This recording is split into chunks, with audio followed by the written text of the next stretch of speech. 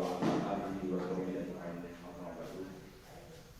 Pertama, yang tidak pernah saya selalu haturkan untuk kita kepada Allah Subhanahu wa taala karena ada segala rahmat dan karunia-Nya kita semua dapat melaksanakan salah satu kewajiban kita yaitu doa ini pada hari ini. Semoga salam ilmi dan silaturahim kita pada pada hari ini bisa dapat dijanji oleh Allah sebagai kebaikan kepada Allah Subhanahu wa taala. Amin ya rabbal alamin.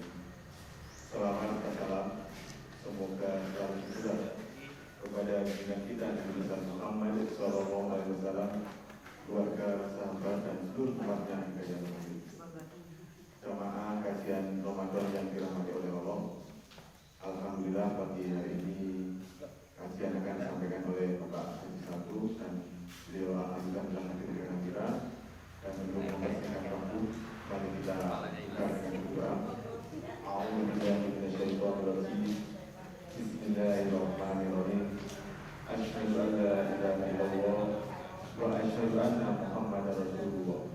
Raditu billahi rabban wa bil Islami dinan wa bi Muhammadin nabiyyan wa rasulan. Rabbi zidni ilma warzuqni fahma. Amin. Waktu berdepan Bapak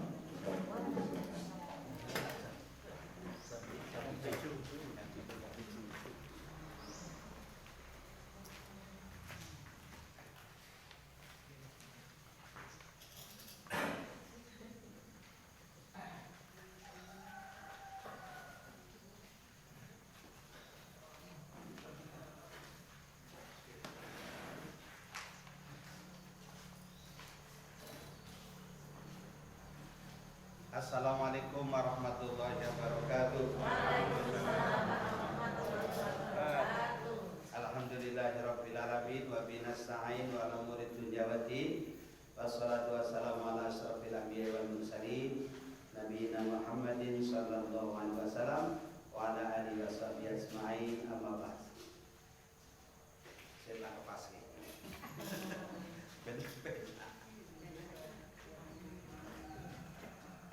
Alhamdulillahirabbil alamin. Marilah kita panjatkan syukur kehadirat Allah Subhanahu wa taala yang telah memberikan nikmatnya kepada kita semuanya.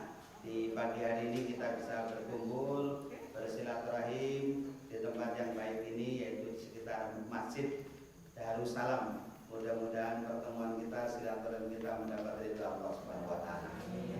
Salawat dan salam semoga dilimpahkan pada panutan kita Nabi Muhammad sallallahu alaihi wasallam, pada keluarganya, pada para sahabatnya, para tabi'in. Semoga kepada kita semuanya yang insya Allah selalu setia mengikuti sunnah-sunnahnya. Bapak-bapak, ibu-ibu, para alim, para sepuh, para pesepuh, semuanya yang mudah-mudahan selalu sehat dirahmati Allah Subhanahu wa taala. Mohon izin akan saya sampaikan sesuai permintaan panitia, saya diminta untuk menyampaikan tentang ikhlas. Bapak-bapak, ibu-ibu hadirin wa hadirat rahmatullah, sebelumnya saya mengingatkan dulu, sekarang kita sudah masuk pada hari ke 21 ya.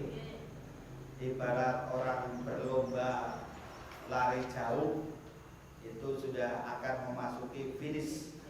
Jadi fisiknya juga sudah lelah, wis kesel, tetapi ini menentukan. Jadi ibaratnya kita lari 290 km karena puasa kita insya Allah 29 hari. Jadi kita sudah pastikan mengikuti apa yang menjadi keputusan pimpinan Pusat Muhammadiyah. Insya Allah hari Jumat tanggal 21 April kita akan berhari raya dan kita sudah puasa 1 bulan penuh. Kalau yang memakai ruqyah belum cetok, jadi pusok libur, belum. Kita sekarang sudah berada di hari ke-21, maka kita akan memasuki finish. Awal wis kesel, wis loyo, tapi kan kita harus berusaha sampai finish supaya dapat juara. Dan insya Allah dapat, karena juara yang disediakan Allah Subhanahu wa taala ini kejuaraannya berbeda dengan kejuaraan duniawi. Kalau duniawi kan juaranya hanya satu, Juara 2 juga hanya 1, juara 3 juga hanya 1. Paling tambah juara harapan 1, 2, 3 itu pun 1-1. Tapi kalau ini la'allakum tattaqun, ini insya Allah kita sebagian besar bisa. Saya katakan tidak semua, karena Al-Qurannya la'allakum, semoga bisa semua. Maka mari kita berusaha semaksimal mungkin, mudah-mudahan bisa. Dan ada hadis yang merupakan peringatan keras dari Rasulullah SAW. Rubba sha'imin laisa lahu min siyamihi ilal suq wal aqras. Hadis lain sama-sama sahih.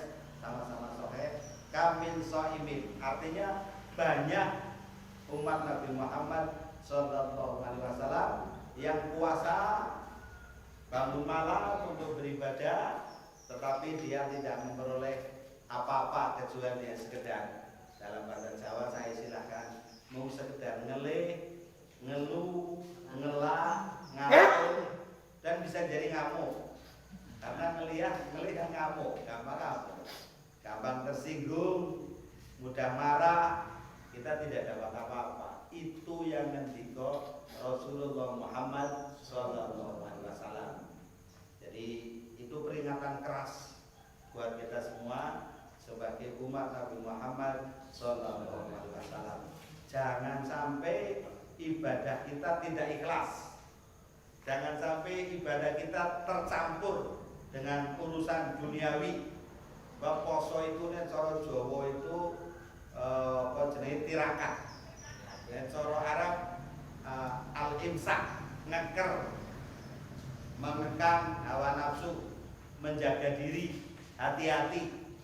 Jangan sampai kepleset, jangan sampai jatuh. Di poso kuwi angel banget. Tidak sekedar tidak makan, tidak minum. Angele ngelih tenane, ngeluh tenane. Wis ora wis selikur dina ya lemes tenan. Jadi begitu mau berbuka, makanannya sudah siap, ketoke apa ya tak pangan. Tapi begitu sudah makan sedikit, sudah beda dengan dulu. Jadi monggo Pak Puji Ketua PDM yang mau periode 2 periode. Muga-muga Bapak boleh salone ya angel. Saya ulangi, jadi Bapak-bapak, Ibu-ibu, puasa ini wangel. Dan Al-Quran sebagaimana Bapak-bapak, Ibu-ibu sudah tahu, mengatakan bahwa yang disuruh puasa tidak hanya kita, umat-umat terdahulu juga puasa. Bahkan tumbuhan, binatang itu juga puasa menurut cara wahyu yang disampaikan oleh Allah lewat makhluk-makhluk selain manusia. Jadi semuanya juga puasa. Jadi misalnya ular kan juga puasa. Ular makanya serakai ora jamak. Godhong kan dintek nanti wit-witane arep mati, tek. Kemudian dadi entung, yae mung ana disenggol mung la ilaha illallah. La ilaha. Nah disenggol kan mung otek-otek tok. Wis ora iso apa-apa, banget urusan dunia. Sudah tidak bisa apa-apa. Puasa sampai beberapa hari, kemudian jadi untung, kemudian jadi kupu terbang. Indah, pada umumnya kupu kan menyenangkan. Itu puasa Bapak-bapak, Ibu, sekali lagi sebelum saya sampaikan tentang ikhlas, mari kita jaga puasa kita, jangan sampai tidak ikhlas. Kita jaga ibadah kita, jangan sampai rusak. Kalau batal insya Allah tidak bisa. Karena batalin poso kan boleh wong gampang. Tidak makan, tidak minum di siang hari. Malam sakarpe bebas, tidak berhubungan suami istri di siang hari. Malam sakarpe senajan wis tuwa ya. Sakarpe malam bebas. Tapi siang tidak boleh kan kita bisa insya Allah. Tetapi yang kerusakan banyak, gangguan kan banyak, baik dari dalam maupun dari luar. Supaya kita tidak ikhlas. Di 10 hari terakhir ini ada amalan yang luar biasa disediakan oleh Allah Subhanahu wa taala yang kita kenal dengan malam Lailatul Qadar. Jadi Rasulullah SAW dalam asbabun nuzulnya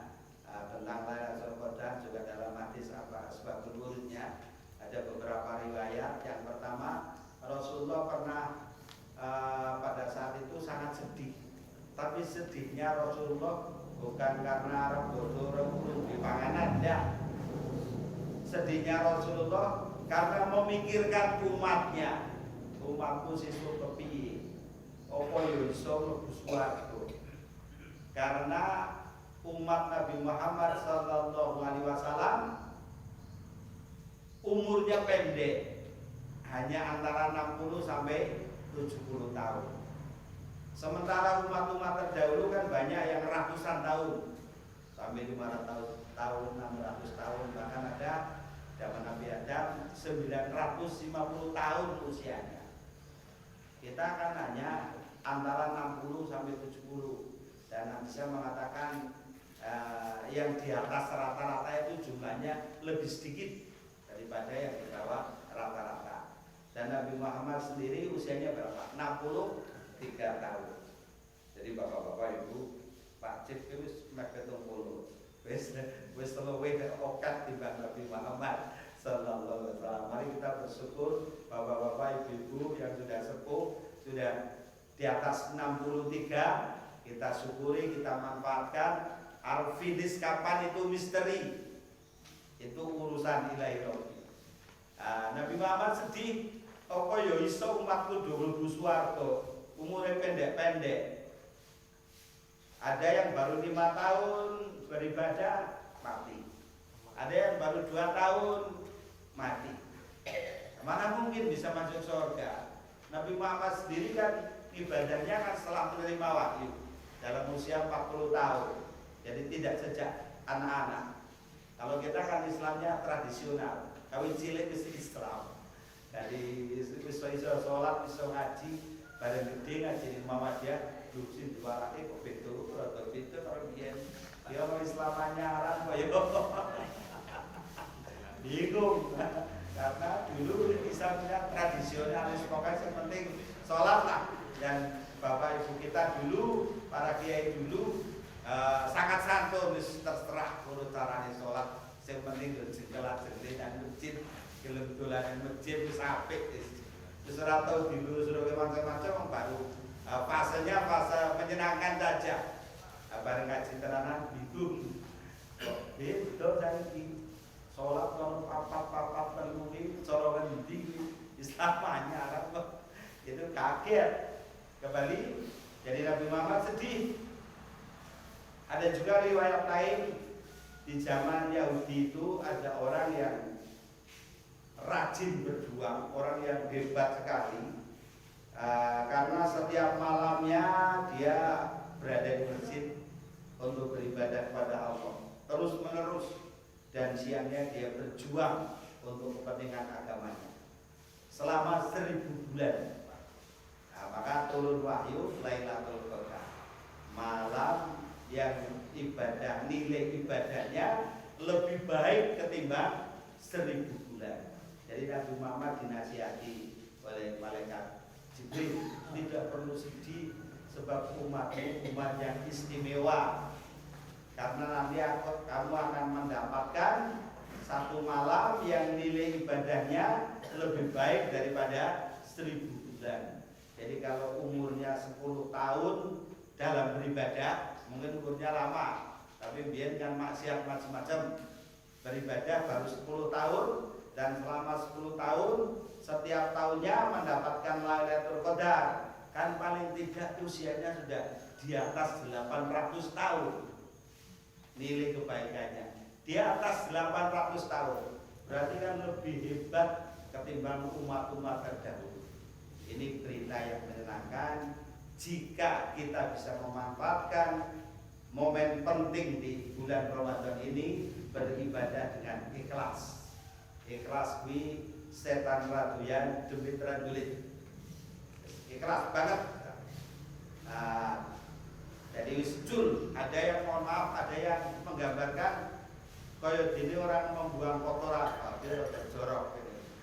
Kok wajah jeling-jeling kok ceritake. Ada yang menggambarkan seperti buah kelapa. Buah kelapa ini kan ora tahu disebut-sebut kebaikannya. Padahal dia penentu masakan. Gulai kambing ora bakal enak nek ora santene. Tapi tidak pernah disebut bahwa masakan buah kelapa. Begitu juga masakan-masakan yang lain.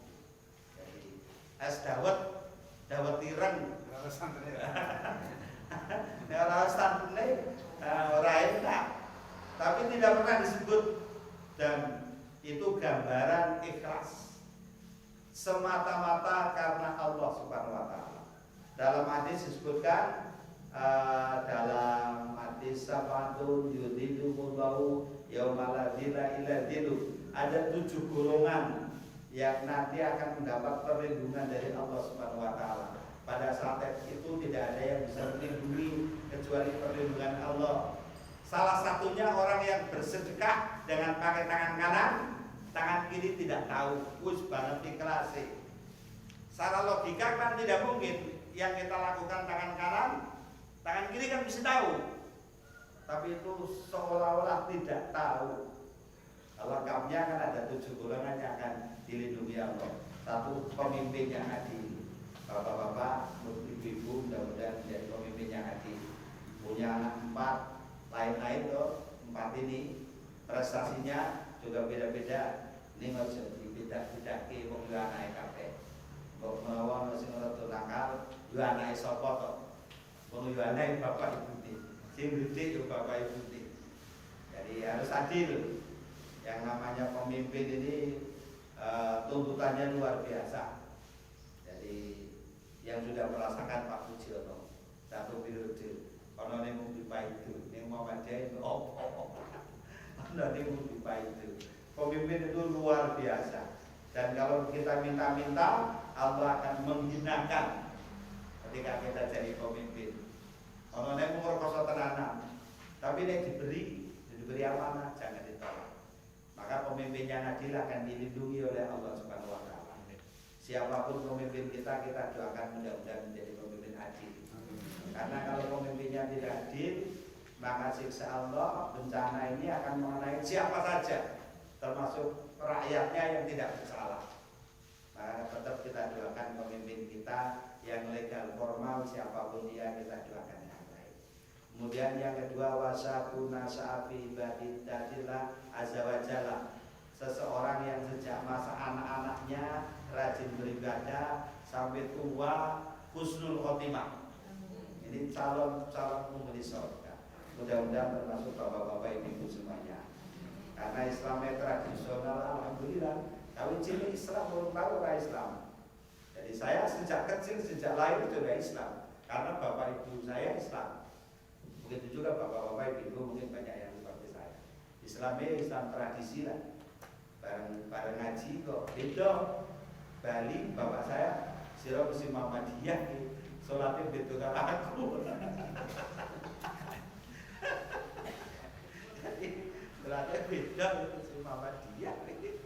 Jadi sholat saya dulu sering dimarahi oleh ibu saya. Sholat tidak pakai peci dimarahi. Mesti Muhammadiyah bareng sekolah di Muhammadiyah ini ora gelem nganggo peci. Mau gara-gara tidak pakai peci dan ibu marah-marah, tapi demi bakti kepada orang tua ya rumah gue peci rapi. Jadi justru rasa dibantah orang tua itu nggak usah dibantah, biar saja. Jadi remaja yang sejak kecil rajin beribadah. Yang ketiga, rajulun mu'allaqun fil masajid. Seseorang yang hatinya kumandil-kandil di masjid. Hatinya kumandil-kandil di masjid, rajin ke masjid. Masjid itu Baitullah, rumah Allah. Maka di 10 hari terakhir ini, terutama bapak-bapak, jangan tinggalkan masjid. Jangan sampai kita tidak terawih. Insya Allah kalau kita rajin terawih, kita akan dapat Lailatul Qadar. Banyak amalan-amalan tentang Lailatul Qadar. Kemudian yang selanjutnya, warajulani tahabba fillah. Seseorang yang bersahabat, bercinta, berteman karena Allah. Bertemu fasaba ala dzalik wa faraqala ala dzalik. Ketika bertemu karena Allah, berpisah pun karena Allah. Berpisah pun karena Allah. Contoh misalnya bapak-bapak ibu yang sepuh, biar dijodohke karo wong tuane, ya karena Allah. Ketemu manut wong tua dijodohke. Berpisah salah satunya meninggal. Bukan karena perceraian, bukan karena kita berteman. Berteman ini kan saling mengetahui kejelekannya, kalau sudah teman akrab, saling mengetahui kekurangannya. Kalau berpisah harus ditutup rahasianya. Jadi ketika bertemu karena Allah, berpisah pun juga karena Allah, karena teman. Kemudian seseorang yang selanjutnya, seseorang yang takut akan siksa Allah ketika tidak ada orang lain yang melihat kelakuannya. Hadis lengkapnya, jadi seseorang yang mendapat kesempatan untuk berbuat zina dengan wanita cantik yang selama ini dimimpikan, tapi ketika mau berbuat zina sudah tidak ada yang bisa menghalangi dia. Dalam hati kecil, ini akhafullah, saya takut pada Allah, saya tidak jadi berbuat, saya takut pada Allah. Nah itulah ikhlas. Orang ngomong perut aman-aman saja, tidak ada yang mengganggu, tidak ada yang mengusik, tapi hatinya mengingatkan, ini akhafullah, saya takut kepada Allah. Sama seperti satu kisah seorang penggembala kambing di zaman Sayyidina Umar. Ketika mau diminta satu, wis ora masih ngerti lah, sira untuk duit, aku yo untuk kambing. Tapi dia jawab, ini akhafullah, karena Allah Maha tahu. Itulah ikhlas. Jadi betul-betul semata-mata selalu mengingat Allah dimanapun, kapanpun, semuanya karena Allah. Yang mau diberikan kambingnya, seorang orang ngerti, dapat duit, selesai. Kemudian seseorang yang bersedekah karena Allah. Bersedekah karena Allah, tangan kanan berbuat, tangan kiri tidak tahu. Kemudian seseorang yang selalu mengingat Allah di sepertiga akhir malam, di malam hari, dia berdoa, dia bersujud, dia mohon ampun kepada Allah sampai dengan meneteskan air mata, nangis karena banyak dosa, curhat kepada Allah. Bapak Ibu sering tidak dengan sholat nangis? Paling tidak di problem utangnya itu beberapa orang yang mau dilindungi oleh Allah Subhanahu wa taala, di mana pada saat nanti tidak ada perlindungan. Yang dilindungi ini orang-orang ikhlas.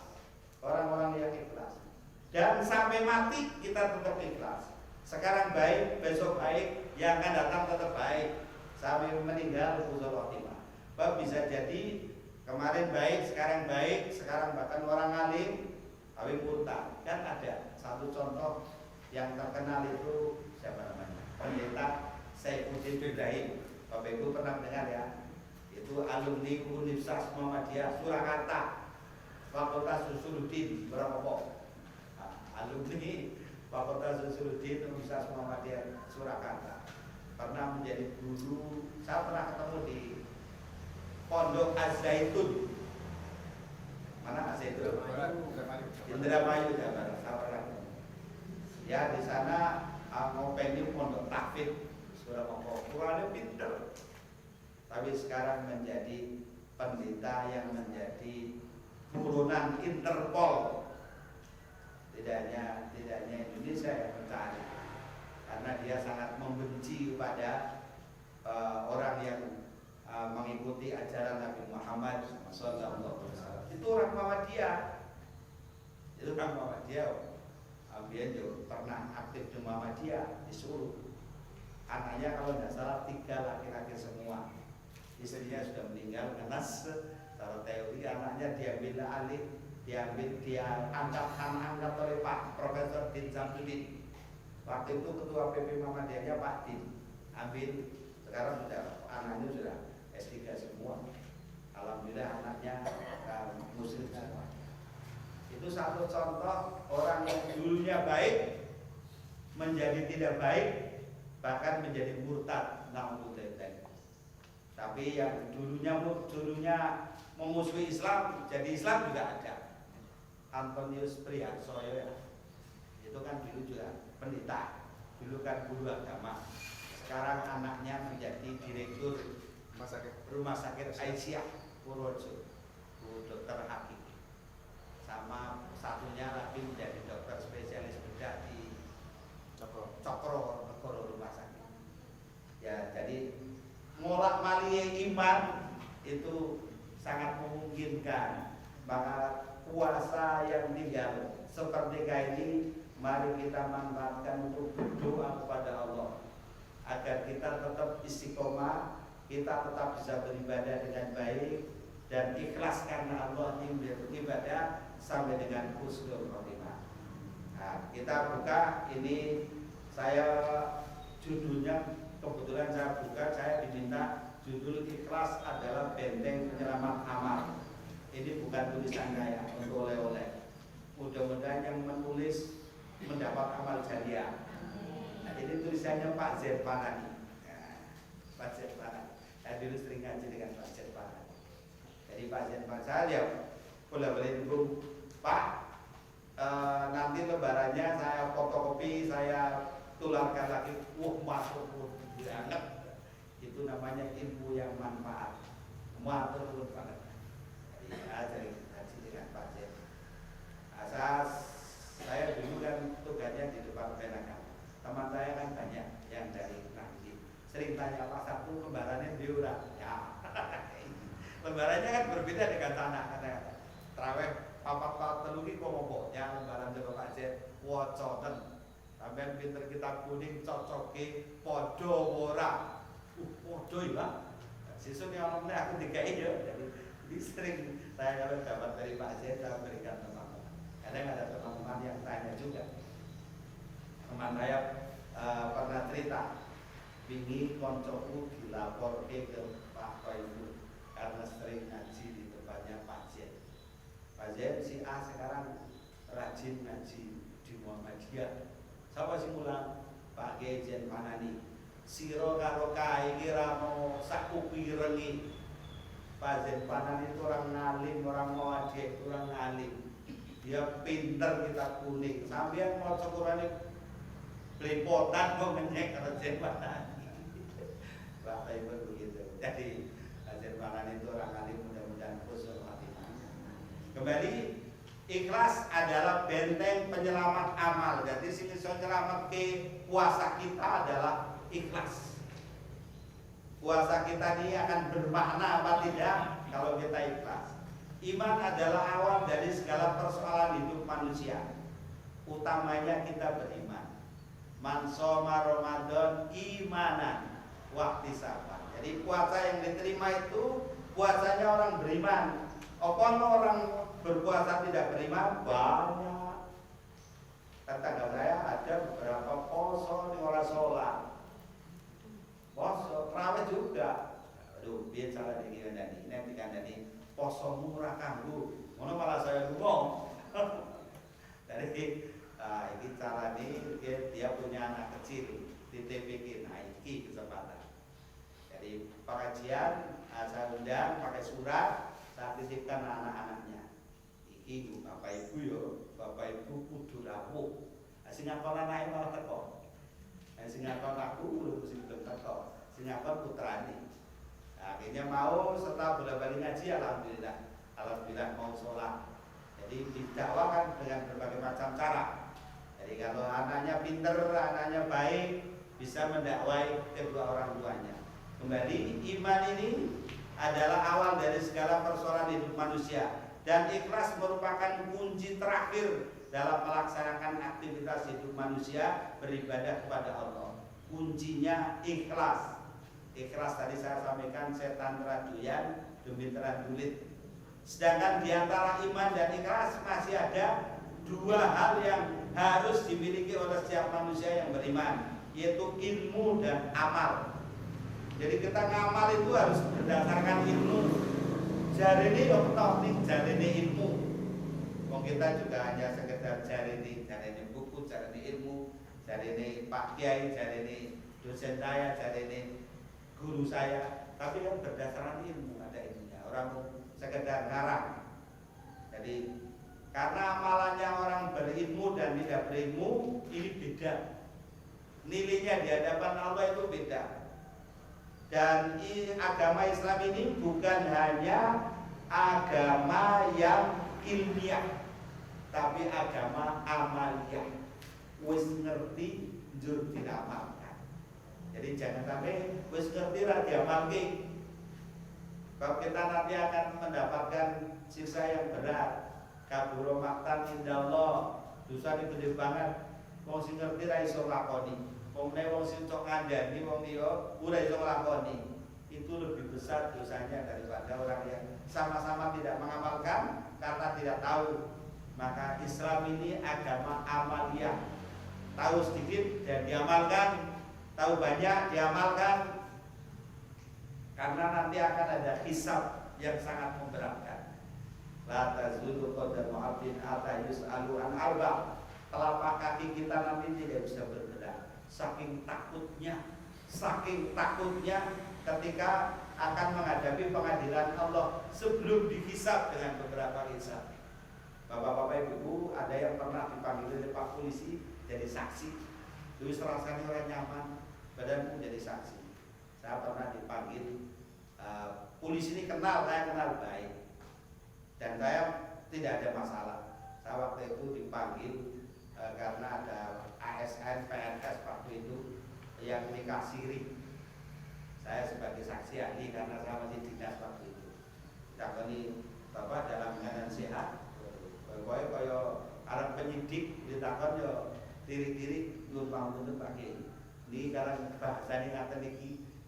Saya kenal baik, itu saja saya harus ngomong kudu hati-hati. Nek hati-hati iso bermasalah, iso jadi saksi malah jadi tertuduh. Itu baru dipanggil polisi. Polisinya saya kenal, itu rasanya tidak nyaman. Ini nanti yang manggil Allah, pengadilan yang tidak bisa diintervensi oleh siapapun. Kita akan diminta tentang umurnya, umurmu sudah tahun 70 tahun ngopo. Yang kedua tentang jasadnya. Yang ketiga tentang ilmunya, ma'amilabi. Ilmu ini ngopo, diamalke ora. Yang keempat tentang hartanya, min ainak tasabahu wa fi ma anfaqahu. Dari mana harta itu? Walaupun Allah tahu, tapi Allah tanya, dari mana harta itu? Korupsi apa ora? Alhamdulillah bapak-bapak ibu yang seperti saya, orang di jabatan penting, orang di kesempatan, alhamdulillah mereka korupsi. Sini korupsi apa ora? Jajan dari pejabat jadi iso KPK tangkap tangan. Sekarang saja tadi kan baca berita ada juga orang di Semarang itu ya ditangkap tangan KPK. Jadi ternyata dari orang dari wong gedian, orang dari wong sugih, orang nikmat iso poso dengan tenang. Jadi wong sing sugih banget kan ketar-ketir. Allah tanya min ainak tasabahu wa fima anfaqahu. Hartamu kamu peroleh dari mana? Dan setelah kamu peroleh, untuk apa dibelanjakan kemana? Karena 2,5%-nya itu bukan milik kita, bukan milikmu, itu titipanku. Lisa ini wal mahrum kata Allah, untuk orang yang meminta dan tidak minta. Maka saya mengajak di Muhammadiyah ada lazismu 2,5% minimalis, serahkan ke lazismu. Jangan dicangcung dewi, tidak orang ikhlas. Cangcung dewi itu ada risiko tinggi. Misalnya saya membantu seseorang, anaknya tak sekolah dia jadi saya bantu. Suatu saat tak kongkon orang mangkat, saya jengkel, jambung orang pangerten banget. Anak loro putrane tak sekolah bendino tak kai bodoh mesti tak kai tak kongkon ngono ora mangkat. Ilang boten ganjaran. Tidak. Itulah ikhlas. Itulah ikhlas. Uang banget ikhlas itu. Maka zakat, infak, sedekah, Muhammadiyah menganjurkan lazismu. Lazismu itu sudah amanah. Jadi Pak Mansur CS itu mau dibawa kemana uangnya kita tidak tahu. Kedua mau jumbo orang ngerti mau kecul. Tahu kopi lazismu. Kembali jadi kuncinya adalah ikhlas. Sebelum ikhlas harus ada ilmu dan amal. Kalau tidak ikhlas sama dengan syirik. Kata Rasul di akhir zaman ada penyakit yang paling aku takuti. Apa itu? asyirkul azghar, syirik kecil. Syirik kecil itu termasuk di dalamnya pamer, tidak ikhlas. Jadi saya berbuat baik ben ketok, ben dicatet. Pada zaman saya ini kabeh kudu transparan nih. Saya kemarin ada tamu polisi sholat subuh pagi numpang dipotret di gambar ya potretan karena dia harus laporan pada komandannya pagi ini jam sekian saya subuhan di masjid ini, dia harus laporan. Tapi mudah-mudahan sampai harus pamer sholat. Saya bilang gitu, jadi Pak, oh ini laporan nih, makanya betul laporan itu dikira orang kerja. Jadi sekarang kadang-kadang kan harus hati-hati loh. Ya dia karena memang tugas harus laporan, oke lah. Tapi hati ini kudu ditoto betul bahwa dia ngupload gambar itu bukan supaya dilihat ngalim. Karena saya tahu dia polisi yang rajin sholat, dia sering jamaah. Kembali, apabila 4 perkara itu yaitu iman, ilmu, amal, dan ikhlas telah berkumpul di dalam diri seseorang manusia, maka berarti manusia itu telah memenuhi tuntunan Allah dan Rasulullah Muhammad SAW. Tentang ikhlas menjadi kunci untuk diterimanya amal ibadah kepada Allah. Rasulullah SAW telah memberikan petunjuknya dengan sabdanya, A'udzubillahi minasyaitonirrajim. Oh ini hadis. Bismillahirrahmanirrahim. Innallaha la yaqbalu minal amali illa ma kana lahu khalisan wa ibtughiya bihi wajhu. Innallaha la yaqbalu minal amali illa ma kana lahu khalisan wa ibtughiya bihi wajhu. Sesungguhnya Allah tidak akan menerima amal kecuali amal yang ikhlas, yang dicarinya hanya ridho Allah. Jadi ibadah itu karena Allah semata-mata. Bab nanti ada catatan malaikat yang dianulir oleh Allah Subhanahu wa taala. Malaikat tuh, pengamatan malaikat saja bisa dianulir karena malaikat tidak bisa melihat isi hati yang paling dalam. Karena ikhlas adanya di isi hati yang paling dalam. Allah tahu. Jadi salah satunya yang dihisab pertama kali orang yang mati syahid. Orang yang mati syahid ini kan jaminannya mesti kudu swarga. Di antara mereka ada yang stop oleh Allah. Jangan. Lo ini syaratannya orang baik. Kamu tidak tahu. Dia berjihad bukan karena aku, kata Allah, tapi karena yang lain. Maka ada hadis innamal a'malu binniyat wa innamal likulli imrin ma nawa. Faman kanat hijratuhu ila Allah wa rasulih wa hijratuhu ila Allah wa rasulih. Faman kanat hijratuhu ila dunya aw imra'atin yankihuha fa hijratuhu ila ma hajara ilaih. Siapa yang berhijrah karena Allah dan Rasulnya, pahalanya juga karena Allah dan Rasulnya. Tapi siapa yang berhijrah karena dunia, ya urusannya mau dunia. Bahkan orang yang berhijrah, berjihad, beramal, niatnya mau karena perempuan. Awi proatin yang iwa. Jadi pada saat itu ada seorang pemuda gagah berani ikut berperang membela agama Allah. Tetap catatannya malaikat dia meninggal karena mati syahid. Tapi Allah katakan tidak. Dia mau berjuang karena calon istrinya sudah masuk Islam dan dia mengikuti hijrah Rasulullah Muhammad SAW. Itu di hati yang paling dalam. Allah tahu malaikat bisa terkecoh. Jadi di stop ya. Ada juga yang kelompok kedua orang yang ahli ilmu, tetapi dia memanfaatkan ilmunya bukan karena Allah, karena duniawi. Yang ketiga orang yang ahli sedekah, ahli sodakoh, tapi dia ketika bersedekah banyak yang dia lakukan bukan karena Allah semata. Jadi ingin dilihat orang dan ingin dilihat orang ini sama dengan mempertuhankan orang yang melihat ini sama dengan Tuhan. Maka itu namanya asyirkul azghar, syirik kecil. Maka hadis menyebutkan ada 3 penghalang masuk surga. Yang pertama asyirkul azghar, syirik kecil. Dan syirik besar benar. menyembah berhala dan sebagainya, kena itu tidak. Ini syirik kecil bisa menjadi penghalang untuk melenggang masuk surga. Yang kedua al-hulul. Hulul itu apa? Korupsi. Bapak-bapak, ibu-ibu, jangan diharap, jangan menganggap kita tidak pernah korupsi. Mari kita introspeksi.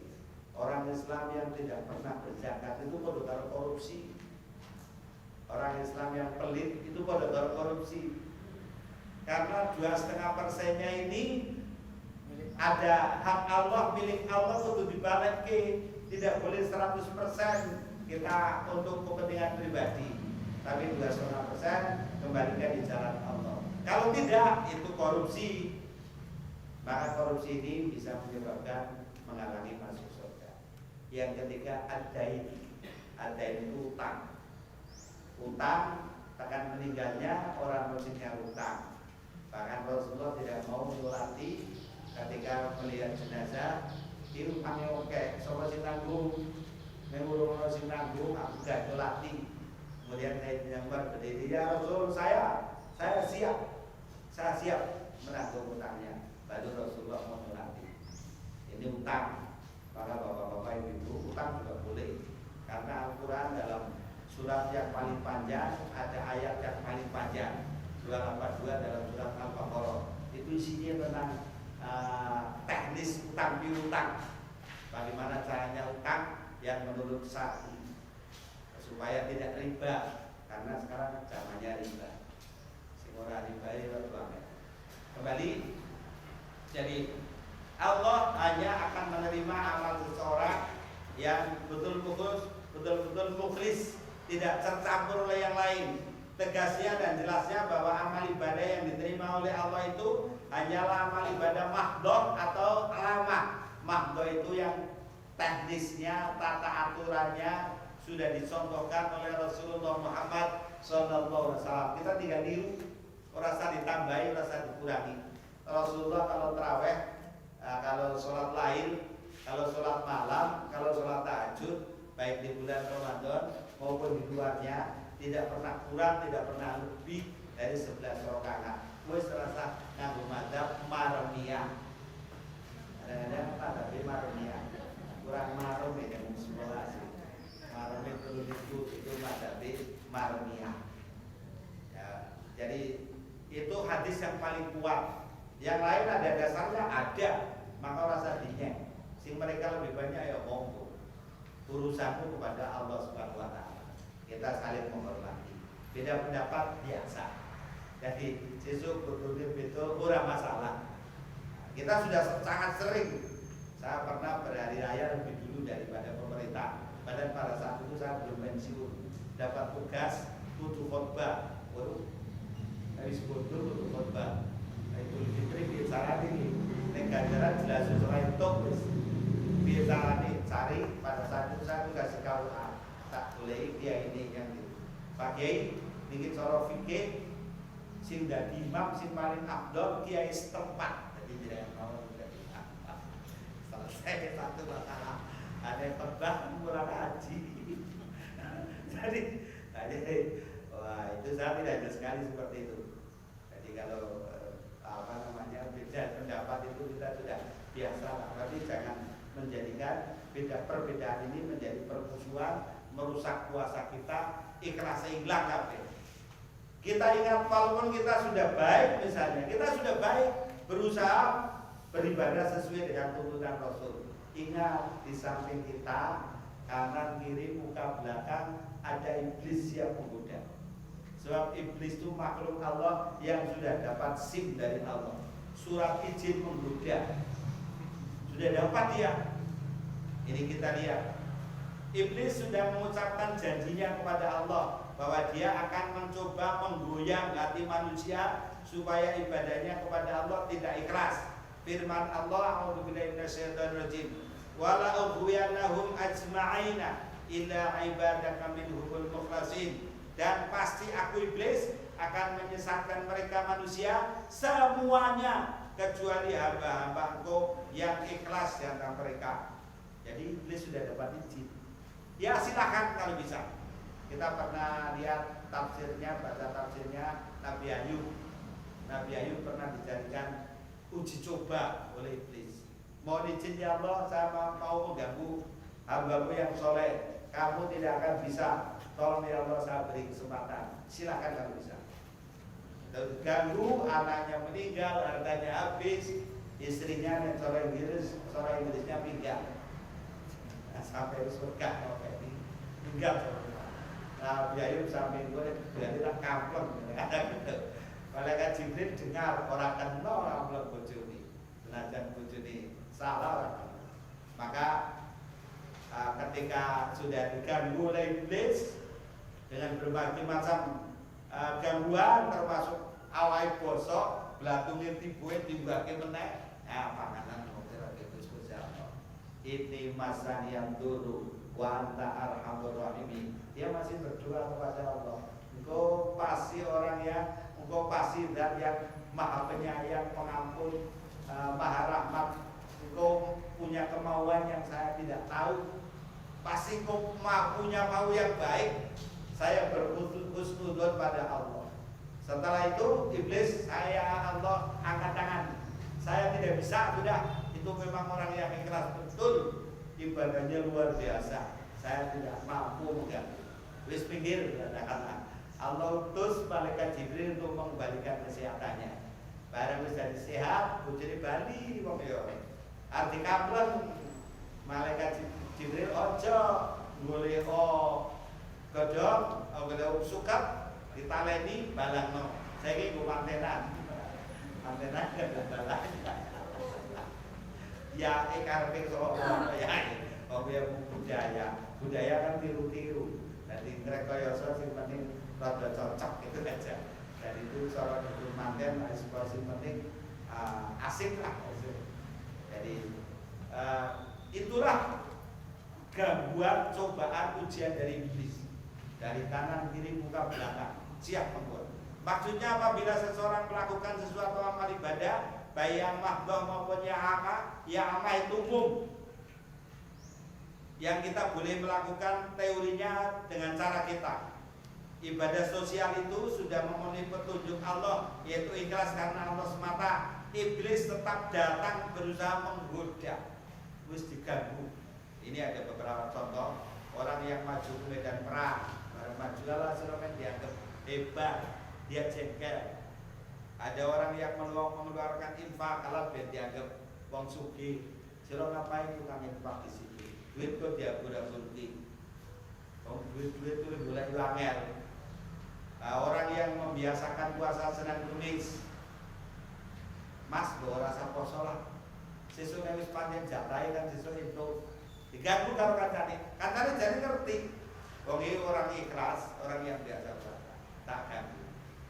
Mas, aku harus buka sampeyan arep melu buka ora wong puasa sunah kok. Nek cara Pak Puji tak kan bukane anggo apa? Soto apa sate? Nek soto gak.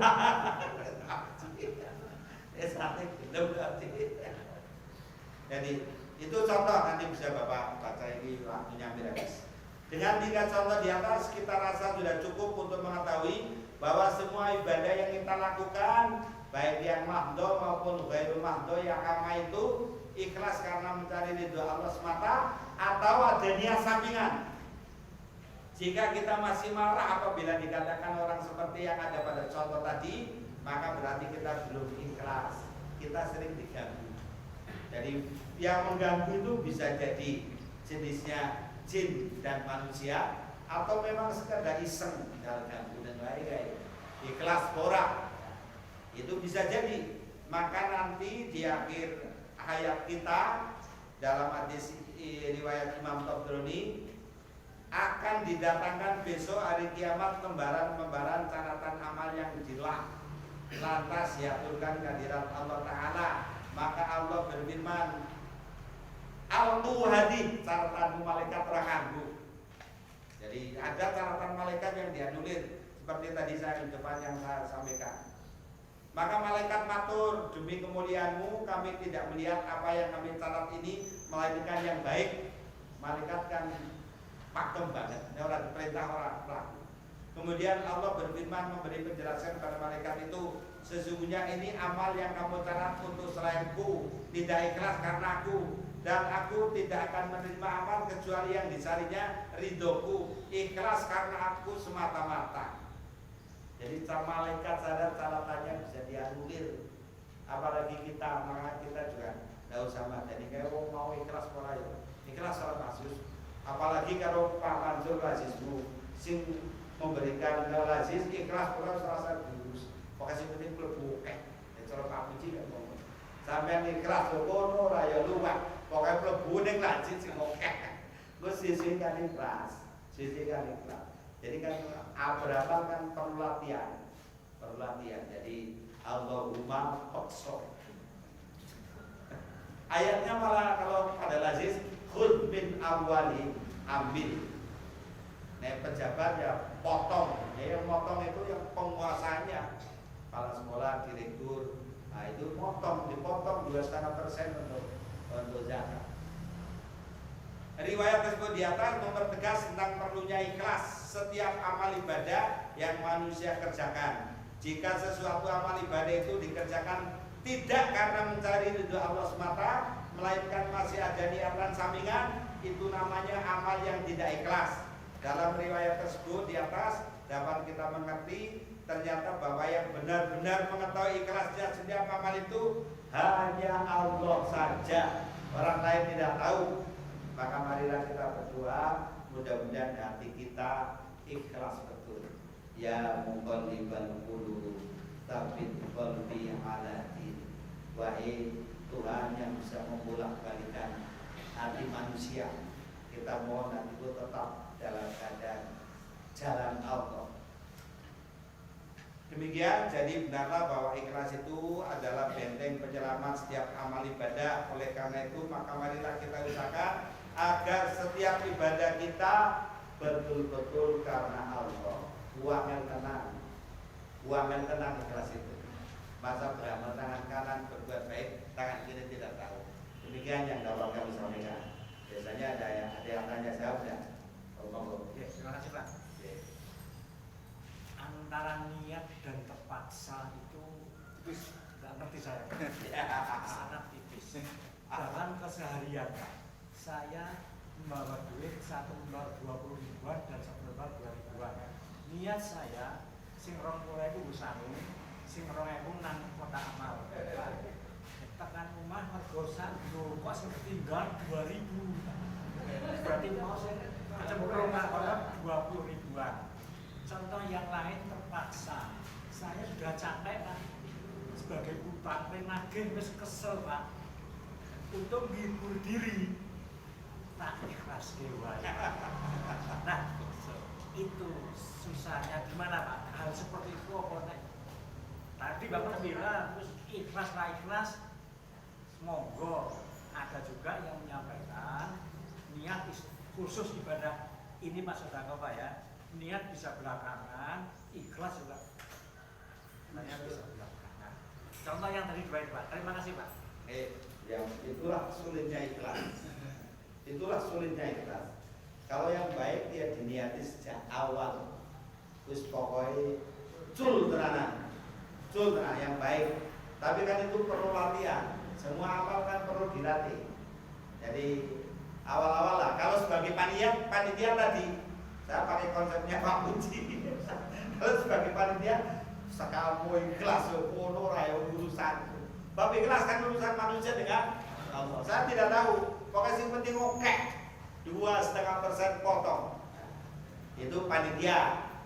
Tapi kalau kalau kita yang beramal, saya tidak boleh seperti itu. Pokoknya yang beramal ya bismillah sejak awal. Bismillah sejak awal saya niat ikhlas. Nah kalau mutangke itu ada banyak dalil khusus. Mutangke itu memang orang yang baik. Itu pertama wajib nagih. Kasihan kalau dia tidak ditagih. Tapi kalau yang kedua ada hadis kon nglonggarke memberi kesempatan tempo. Yang ketiga kon ngikhlaske. Yang ketiga kon ngikhlaske. Jadi nek panjen ditagih wis ora iso, yo wis. Dan itu bisa menjadi sedekah kita. Bahkan ketika kita punya buah, kita punya tanaman berbuah dimakan burung, arep nyeneni sopo burung. Mosok ngamuk karo burung-burung itu. Yo sing dapur ora ngerti. Ya wis diikhlaske. Dan Rasul katakan kalau kamu ikhlas itu jadi sedekah. Begitu Pak. Jadi memang ibadah banget dengan ikhlas kuwi. Maka tadi panitia oleh kayak judul ya, memang ikhlas ki wangel ngambuk banget, dan itu ibadah yang diterima oleh Allah Subhanahu wa taala. Bahkan malaikat saja bisa terkecoh. Maka marilah kita asah hati kita supaya dia berbuat amal ikhlas. Satu contoh, Bapak Ibu haji kan karena Allah. Tapi kan ada orang yang kalau namanya tidak ditulis haji, wajib sangat toy orang kok tulis. Atau setidaknya di dalam hati ketika diumumkan nangkirnya orang kerenten orang nyaman. Itu menandakan sesuatu yang rada rusak nyati. Maka haji mabrur itu harus kita pelihara, kita amankan, kita upeni terus menerus. Nanti Pak, silakan Bu.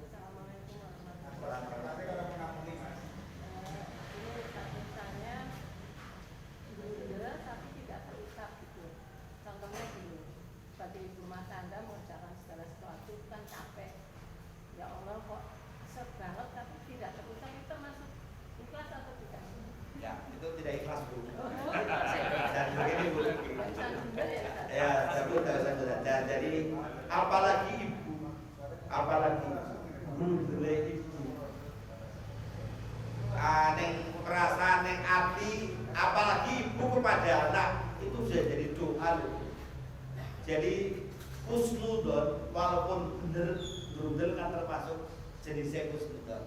Apa suudon prasangka tidak baik walaupun bener itu tetap negatif. Dan orang muni-muni itu mendatangkan energi negatif. Tapi kalau husnudon, alhamdulillah isi kesel berarti isi waras. Itu artinya begitu. Alhamdulillah isi waras. Yo, wis masak kangelan, beli tangi yo wis karo ngantuk, ora dimam. Alhamdulillah sesuk ora penting gede waras. Hati bang muni-muni. Tapi ya kita kan harus cari solusi. Karena kalau muni-muni ya tadi Bu itu tidak ikhlas. Padahal ibu itu kan memungkinkan banyak hal untuk muni-muni. Jadi memungkinkan, terutama ibu, karena ibu kan urusannya yang kecil-kecil, dan harus diurus, dan itu penting. Tapi memungkinkan anaknya protes, bapaknya protes, aduh Bu, kita makanan loh, oji kok lagi. Itu kadang-kadang kan sering hal seperti itu. Waduh, aku dimasak karo ngantuk kok mesti. Oh iya, ngono ya Pak, maaf lah. Sesuk tak gawe sing luwih apik. Muga-muga dadi vitamin nek kowe ora enak ya muga-muga dadi vitamin. Wangel kok ati Bu, wangel banget itu. Tapi harus bisa. Saya ingatkan pada ibu, batin Allah untuk anaknya saja sudah jadi doa. Jadi jangan sampai ibu mendoakan anak-anak jelek. Senajan ya tenan, waduh, sira arep dadi opo? Bisa kok kelakuanmu ngono. Itu sudah doa. Itu energi negatif. Waduh, cakep bagus semen, waduh sak pinter itu mesti jadi pahlawan juga. Itu jadi doa. Foto kita kan sekarang macam-macam. Unggah-ungguhe kan beda karo yang dulu. Fotonya rakaran waduh, sira putrane sapa to? Waduh, memper fotone Jimba. Ane penjenengan muni-muni arahe sapa? Arsin kagungan anak. Terus wah ini Bu, maka mari jaga lisan, jaga hati. Ini yang luar biasa. Puasa ini al-imsak, jaga lisan, jaga. Demikian yang dapat kami sampaikan. Tentu banyak kekurangan yang kami mohon maaf. Selamat melaksanakan ibadah puasa. Mudah-mudahan ibadah kita diterima oleh Allah Subhanahu wa taala. Subhanakallahumma wa bihamdika asyhadu an la ilaha illa anta Astaghfiruka wa atubu ilaik. Assalamualaikum warahmatullahi wabarakatuh.